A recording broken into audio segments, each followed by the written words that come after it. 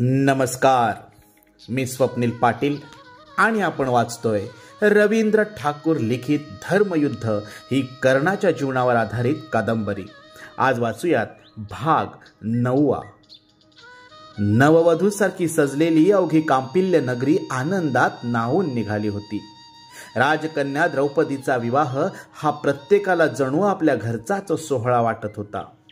सुगंधी जलाचे सडे शिंपलेल्या रस्त्यावर विविधरंगी रंगावल्या रेखाटून स्त्रियांनी आपली हृदय जणू स्वागतासाठी अंथरली होती. देशोदेशीहून येणाऱ्या याचकांची आणि दानदक्षिणेच्या आशेने येणाऱ्या ब्राह्मणांची सर्वत्र एकच रीघ लागली होती. आर्यावर्तातला सर्वश्रेष्ठ धनुर्धर कोण याची परीक्षा होणार. त्या सर्वश्रेष्ठ वीराला राजकुमारी द्रौपदी शुभ्र फुलांची वरमाला अर्पण करणार. आयुष्यभर जपून ठेवावा अशा आनंदाचा तो दुर्मिळ क्षण पाहायला मिळावा, डोळ्यात साठवायला मिळावा म्हणून पौरजन कधीपासून आसुसले होते. तो दिवस आज उजाडला होता. राजवाड्यासमोरील भव्य विवाह मंडपात सहस्त्रावधी लोकांची दाटी झाली. मंत्रघोषाच्या आवाजांनी आणि होमहवनाच्या धुरानं आसमंत कोंदाटून गेला. मंडपाच्या मध्यभागी सर्वांना सहज दिसेल अशा चौथऱ्यावर यज्ञकुंड तयार करण्यात आले होते. त्यात बसवलेल्या यंत्राला काष्टमत्स्याची प्रतिमा लावण्यात आलेली होती.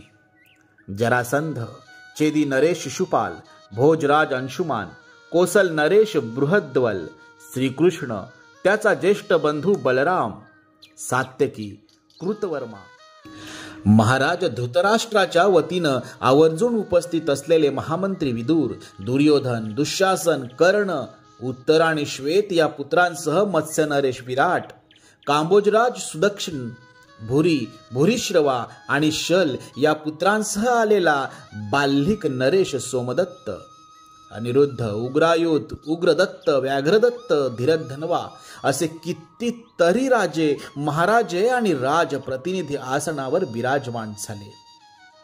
खुद्द राजा द्रुपद सिंहासनाधिष्ठित झाला. आता प्रतीक्षा होती ती द्रौपदीची. त्यासाठीच सर्वांच्या नजरा आता प्रवेशद्वाराकडे लागल्या होत्या. सुशोभित गजराज भव्य स्वयंवर मंडपासमोर येऊन उभा राहिला. वधूवेशात सजलेल्या द्रौपदीच्या रूपानं मूर्तिमंत लावण्य हत्तीवरून खाली उतरू लागलं. पाहता क्षणीच मदन बाधा व्हावी असं ते मोहक रूप. सहस्त्रावधी डोळे त्यावर अनिमिष रोखले गेले. शिडीची शेवटची पायरी येताच युवराज धृष्टद्युम्नानं तिला हात दिला. पायाखाली येणारं अधोवस्त्र सावरत द्रौपदीने जमिनीवर पाऊल ठेवलं. असामान्य पुरुषी सौंदर्य लाभलेला राजपुत्र धृष्टद्युम्न द्रौपदीचा हात हाती घेऊन तिच्यासह स्वयंवर मंडपाकडे चालू लागला. नववधूनं स्वयंवर मंडपात प्रवेश करतात वाद्ययंत्रांच्या आवाजानं स्वयंवर मंडप भरून गेला. धगधगत्या यज्ञकुंडात आहुती पडल्या. शांतिघोष सुरू झाले. धृष्टद्युम्न द्रौपदीसह सिंहासनाजवळ आला. दासींनी झटकन पुढं होऊन सोन्याच्या तबकात ठेवलेली शुभ्र वरमाला द्रौपदीच्या हाती दिली. धृष्टद्युम्नाचा हात वर झालेला दिसताच वाद्ययंत्र थांबली. त्याने निर्माण केलेले ध्वनी शोषून घेतल्याप्रमाणे विरून गेले आणि सर्वत्र नीरव स्तब्धता पसरली. पांचाल राजकन्या द्रौपदीच्या स्वयंवरासाठी आलेल्या क्षत्रिय वीर हो, धृष्टद्युम्न म्हणाला. शांत जलाशयात खडा पडावा त्याप्रमाणे सभाजनांची तंद्री भंग पावली. द्रौपदीचं लावण्य पिऊन अतृप्त राहिलेले डोळे धृष्टद्युम्नांकडे वळले. नजरेसमोर धृष्टद्युम्न दिसत होता, परंतु अंतरचक्षुना अजूनही ती असामान्य रूपवती श्यामल वंदना द्रौपदीच दिसत होती. कांपिल्य नगरीत आपलं स्वागत आहे, धृष्टद्युम्न पुढे बोलायला लागला.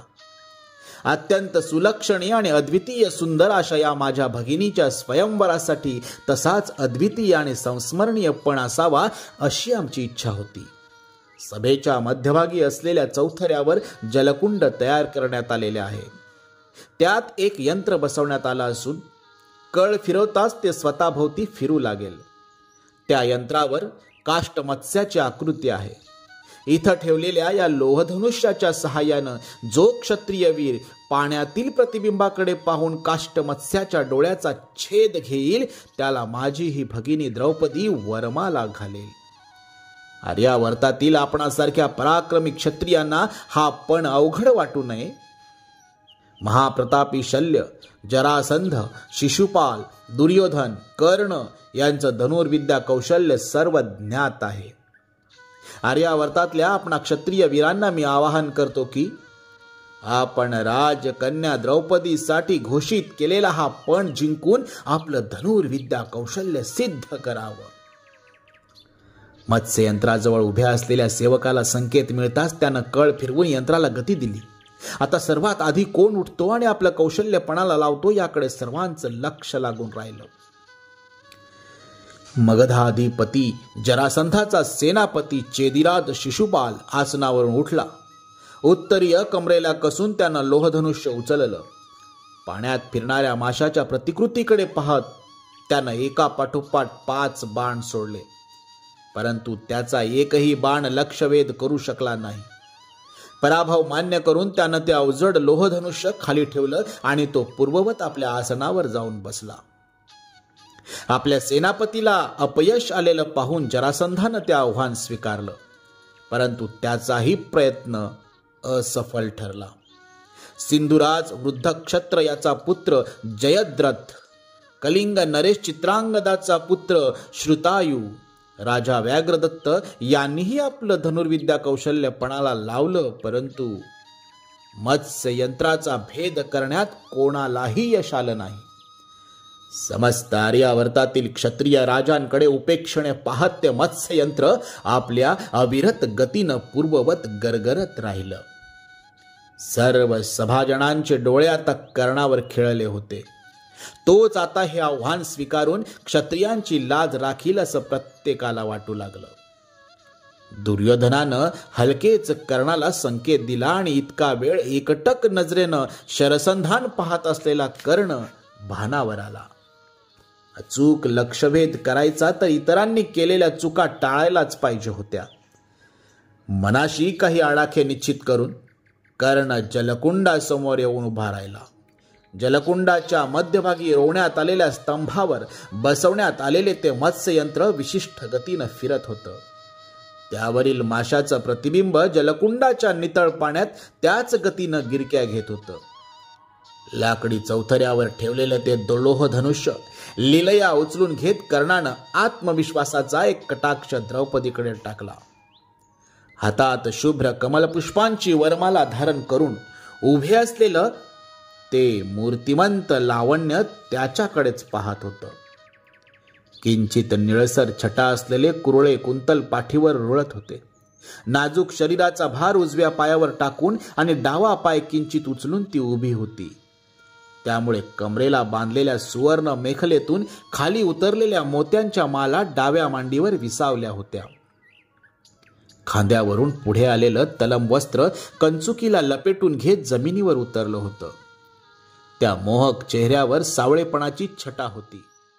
उन्हाच्या वेळी जलाशयात पडलेल्या कृष्ण छायेसारखा सावळा परंतु सुवर्णासारखा उजळासा तिचा वर्ण पाहून कर्ण क्षणभर लुब्ध झाला.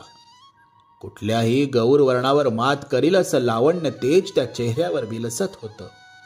ते जिंकून घेण्याची लालसा अनावर होऊन कर्णानं वीरासन घेतलं. माशाच्या डोळ्यावर नजर स्थिर करत धनुष्याला बाण लावला. आता कुठल्याही क्षणी माशाचा डोळा छेदला जाणार होता आणि लावण्यवती द्रौपदी कर्णाची अर्धांगिनी होणार होती. नव्हे, अंगराज कर्ण आपला प्रिय मित्र दुर्योधन याला एक लावण्य भेट अर्पण करणार होता. त्यासाठी आणि त्यासाठीच फक्त तो हा पण जिंकणार होता. आणि एवढ्यात थांबा. स्वयंवर मंडपात पसरलेल्या शांततेवर एकदम चरा ओढला गेला. कर्णाच्या बाणावर स्थिर झालेले डोळे क्षणकाल विचलित झाले. होय, दृष्टद्युम्नाच्या शेजारी उभ्या असलेल्या नववधूच्या वेशातील द्रौपदीनेच तो शब्द उच्चारला होता. सभाजनांचं लक्ष तात्काळ द्रौपदीकडे वेधलं गेलं. तिरस्काराच्या भावनेनं तिच्या चेहऱ्यावरचे स्नायू ताणले गेले होते. त्यावरचे मृदू कोमल भाव अदृश्य होऊन तो चेहरा कठोर झाला होता. या सुतपुत्राला स्वयंवर मंडपात कोणी बोलावलं? मी क्षत्रिय कन्या आहे. त्यानं पण जिंकला तरी मी त्याला वरणार नाही. क्रुद्ध नागिणासारखी द्रौपदी फुतकारली. त्या शब्दांऐवजी स्वयंवर मंडपाचं छत डोक्यावर कोसळलं असतं तर अधिक बरं झालं असतं. शक्तिपात झाल्याप्रमाणे कर्णाच्या हातातलं बळ नष्ट झालं. कानापर्यंत ताणल्या गेलेल्या प्रत्यंचवरील पकड सैल होताच वाकलेलं धनुष्य एकदम सरळ होत ताडकन हातातून निसटलं आणि काही अंतरावर जाऊन पडलं. धनुष्यावर चढवलेला बाण दिशाहीनपणे छतापर्यंत गेला आणि तसाच खाली येऊन खणखण जमिनीवर आदळला. फेकलं गेलेलं धनुष्य उचलून घेऊन कर्णानं ते चौथऱ्यावर ठेवलं आणि तो पराभूत मनानं आसनाकडे वळाला. अपमानाच्या जाणीवेने कोणाकडे नजर उचलून पाहायचंही धाडस होत नव्हतं. जन्मानं सुतपुत्र असून तो क्षत्रियांच्या सभेत येऊन बसला होता. हेच मोठं धाडस त्यानं केलं होतं आणि त्याबद्दल हातात वरमाला घेऊन उभ्या असलेल्या एका रूप गर्वितेनं त्याचा कठोर अपमान केला होता. कर्ण अंग देशाचा राजा आहे. श्रेष्ठ धनुर्धर आहे. महाराज द्रुपद याच्या इच्छेनुसारच तो इथं उपस्थित आहे. आपल्या बाहुबळाच्या सामर्थ्यावर जगाला वाकवू शकतो तोच क्षत्रिय. इथं उपस्थित असलेल्या कुठल्याही क्षत्रिय राजापेक्षा त्याचं धनुर्विद्या कौशल्य श्रेष्ठ आहे. भर सभेत आसनावरून उठून दुर्योधन गरजू लागला. त्याचा असा अपमान करायचाच होता तर युवराज, दुर्योधनाला अडवत दृष्टद्युम्न म्हणाला, तुझ्या सोबत आलेला कर्ण श्रेष्ठ धनुर्धर आहे ही गोष्ट निर्विवाद आहे. तो अंग देशाचा राजा आहे म्हणूनच आम्ही त्याला निमंत्रण पाठवलं आहे. परंतु हे एका क्षत्रिय राजकन्येचं स्वयंवर आहे. तिची इच्छा नसेल तर त्याला स्वयंवरात भाग घेता येणार नाही. हे उत्तर ऐकताच दुर्योधन वाचा गेल्याप्रमाणे गप्पच झाला आणि धुसफुसत खाली बसला. सभागृहात सुरू असलेली कुजबूज हळूहळू थांबली.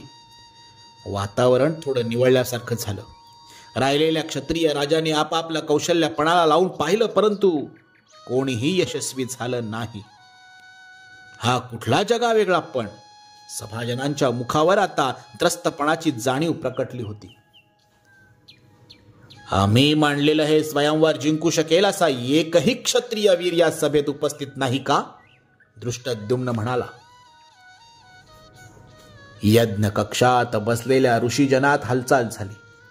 त्यांच्यात बसलेला एक तरुण ऋषिकुमार उठून पुढे आला.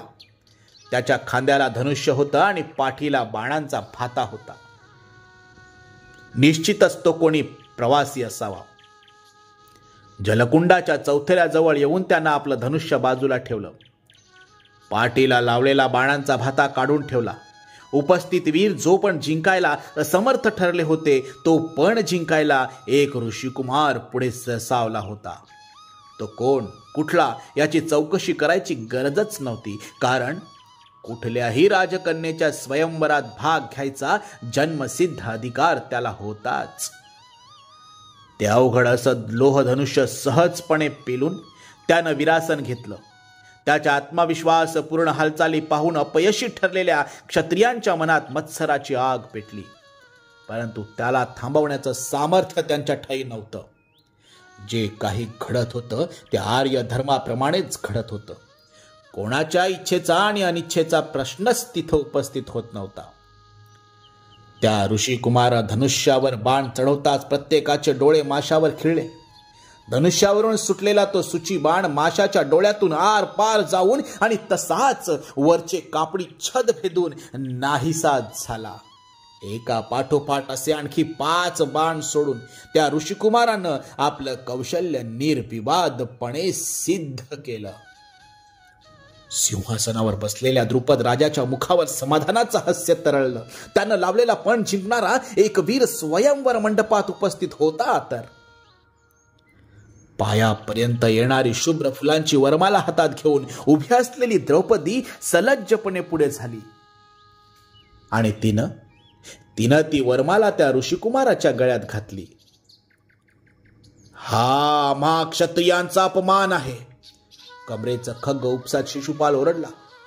होय होय, हा आमचा अपमान आहे. मगधराज जरासंध म्हणाला. त्या ऋषी कुमाराला क्षत्रिय राजकन्याच्या स्वयंवरात भाग घ्यायचा कोणता अधिकार आहे? मद्रराज शल्यानेही तीच हरकत घेतली. धरा त्याला, जाऊ देऊ नका. सर्वत्र एकच गलका सुरू झाला. अनेक क्षत्रिय राजे आपापली शस्त्र घेऊन त्या ऋषिकुमाराकडे धावले. परंतु तो ऋषिकुमार भ्याला नाही. ते आव्हान त्यानं स्वीकारलं होतं. द्रौपदीला पाठीशी घालून तो युद्धासाठी सिद्ध झाला. परंतु हे काय? त्याला झाकून टाकू शकेल इतक्या उंचीचा दुसरा कुणी आणखी एक ऋषिकुमार त्याच्या पुढे येऊन उभा राहिला. त्याच्या हातात भली मोठी गदा होती. आलेला हल्ला थोपवून धरत तो स्वयंवर मंडपाच्या मुख्य स्तंभाजवळ आला आणि पाहता पाहता स्वयंवर मंडपाचं रूपांतर रणांगणात झालं. अरे अरे, हा तर भीम आहे. आणि तो अर्जुन. गर्दीत कोणीतरी ओरडलं, परंतु ते कोणालाही ऐकू गेलं नाही, कळालं नाही. भीमाच्या गदाप्रहाराने स्वयंवर मंडपाचा मुख्य स्तंभ काड काड आवाज करत मोडला आणि तो विशाल स्वयंवर मंडप खाली कोसळला. प्रत्येक जण कुठेतरी कोणाशी तरी लढत होता, परंतु कर्ण मात्र अपमानाच्या दुःखानं बधीर झालेल्या मनानं निश्चलपणे बसून होता. तो निश्चितच अर्जुनच आहे, दुर्योधन सांगत होता. उठ उठ, त्याचा पराभव करून अपमानाचं शल्य दूर कर. त्या अहमान्य राजकन्येचं हरण करून तिला हस्तिनापूरच्या राजवाड्याची झाडलोट करायची आज्ञा दे. दुर्योधनाचे शब्द कर्णाच्या कानावर पडत होते, परंतु तो ऐकत होताच असं नाही. अवतीभोवती जे काय घडतं होतं ते डोळ्यांनी दिसत असलं तरी कर्ण ते पाहत होताच असं नाही. समोर मद्र देशाचा राजा शल्य भीमावर कोसळला होता. शिशुपालाला पराभूत करून अर्जुनानं जरासंधाचं आव्हान स्वीकारलं होतं. त्याच्या गळ्यातली वरमाळा तुटून इतस्ततः विखुरली होती. अनेकांच्या पायाखाली तुडवली जात होती. कृष्ण, बलराम, सात्यकी हे मात्र तटस्थपणे दूर उभे होते. धृष्टद्युम्न नववधू द्रौपदीसह त्यांच्याजवळ थांबला होता. या सर्व गदारोळात बंधू संग्रामचित कुठं दिसत नव्हता. कदाचित तोही कुठेतरी कोणाशी तरी लढत असावा. द्वंद्व प्रवीण जरासंध अर्जुनापुढे टिकाव धरू शकला नाही. घायाळ होऊन तो परावृत्त होताच अर्जुनानं संधी साधली. द्रौपदीला सोबत घेऊन तो बाहेर पडू लागला. थांब अर्जुना, कर्ण जिवंत असताना तू कांपिल्य नगरी सोडून बाहेर जाऊ शकत नाही. कर्णानं आव्हान दिलं. अर्जुन थबकलाच. कर्णाचं ते आव्हान त्याला स्वीकारायलाच पाहिजे होतं. कर्णानं सोडलेला बाण वरचेवर छेदून अर्जुनानं बाणांचा वर्षाव सुरू केला. कर्णही तेवढ्याच द्वेषानं अर्जुनावर तुटून पडला. पाहता पाहता बाणांचा खच पडला. दोन्ही योद्धे जखमांनी जर्जर झाले, परंतु कोणीही मागे हटायला तयार नव्हतं. उठ उठ, त्याचा पराभव करून अपमानाचं शल्य दूर कर. उठ, त्या अहमान्य राजकन्याचं हरण करून.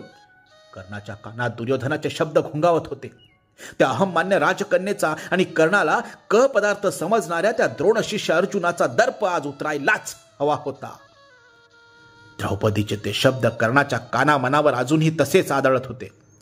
या सुतपुत्राला स्वयंवर मंडपात कोणी बोलावलं? मी क्षत्रिय राजकन्या आहे. त्यानं पण जिंकला तरी मी त्याला वरणार नाही. कंठाच्या धमन्या ताणून ती उर्मट राजकन्या बडबडली होती. हे स्वयंवरच होतं तर मग हा पण कशासाठी ठेवला होता? एखाद्या धनुर्धरानं पण जिंकूनही त्या राजकन्येचं स्वातंत्र्य अबाधितच राहत असेल तर असा अवघड पण ठेवण्याचं कारण तरी काय होतं? की हा एक बनाव होता, सारं काही आधीच ठरवून घडवून आणलेला बनाव? कर्णाच्या मस्तकात उलटसुलट विचारांची गर्दी उसळली. असं असेल तर कशासाठी आणि कोणासाठी लढतो आहे मी? द्रोण शिष्य अर्जुनाला पराभूत करण्यासाठी? जन्मदात क्षत्रियत्वाचा दर्प मिरवणाऱ्या त्या अहमान्य राजकन्यासाठी? की दुर्योधनाच्या इच्छेसाठी? सन्नकन येऊन बसलेल्या एका बास्तिक बाणानं कर्णाचा उजवा खांदा गंभीर जखमी झाला. वेदनेची तीव्र धार मस्तकात शिरताच कर्णाचा त्वेष पुन्हा उफाळून आला. खोलवर रुतलेलं बाणाचं टोक उचकटून काढताच रक्ताची धार भळभळू लागली. तो वेदना दाताखाली चिरडून टाकत कर्णानं अर्जुनाशी सुरू असलेलं युद्ध तसंच पुढे सुरू ठेवलं. परंतु भात्यातून बाण काढून धनुष्यावर चढवताना बाहूत असह्य वेदना होऊ लागल्या. तरीही सुसू करीत एका मागोमाग एक बाण सुटत होते. बाणांवर बाण आदळून ठिणग्या पडत होत्या. परंतु अपमानित झालेलं मन हवी ती एकाग्रता साधू शकत नव्हतं. लक्षवेधासाठी प्रसिद्ध असलेले कर्णाचे बाण आज हवं ते लक्ष साधू शकत नव्हते. सुतपुत्रा, अर्जुनावर बाण टाकण्याआधी माझ्या या गदेचा प्रहार सहन कर. तीच संधी घेऊन भीम पुढे सरसावला. अर्जुनाला द्रौपदीसह बाहेर पडायचा मार्ग उपलब्ध करून देऊन तो कर्णासमोर उभा राहिला.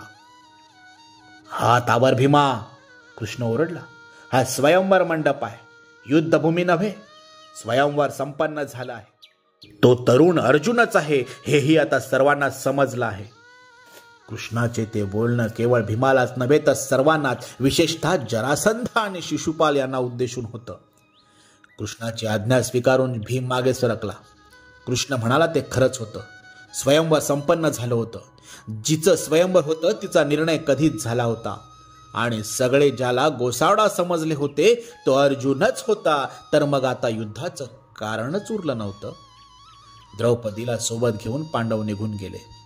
क्षत्रिय राजकन्येचं स्वयंवर आणि त्यावेळी घडू शकणारा संभाव्य रक्तपात ही गोष्ट कांपिल्य नगरीला अनपेक्षित नसली तरी झाल्या घटनेनं सर्वांचाच विरस झाला होता.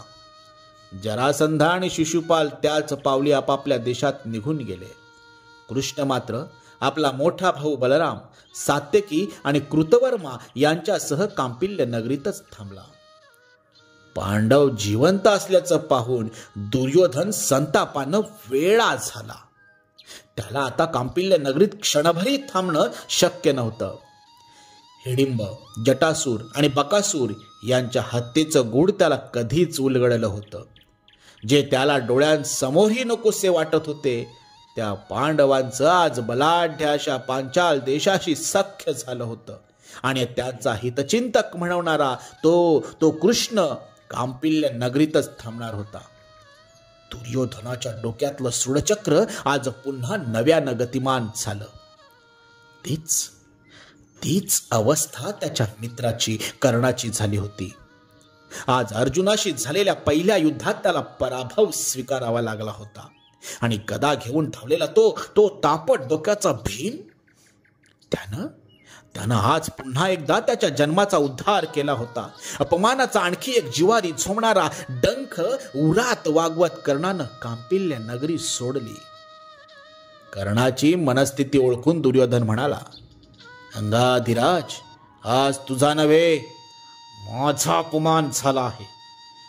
त्या अहमन्य राजकन्येला अश्रू ढाळायला लावीन, तरच हा दुर्योधन कर्णाचा मित्र म्हणविल, एवढं तुझ्या लक्षात असू दे. अस्तु. पुढील भागात पाहूयात, पांडव जिवंत आहे ही खबर जेव्हा धृतराष्ट्रापर्यंत पोहोचेल तेव्हा धृतराष्ट्राची प्रतिक्रिया काय असेल. भीष्म आणि विदुर या दोघांना अर्जुनानं पण जिंकला हे माहिती होईल तेव्हा ते कोणता विचार करतील आणि कर्णाच्या अपमानाचा बदला दुर्योधन कशा प्रकारे घेईल पाहूयात पुढील भागात.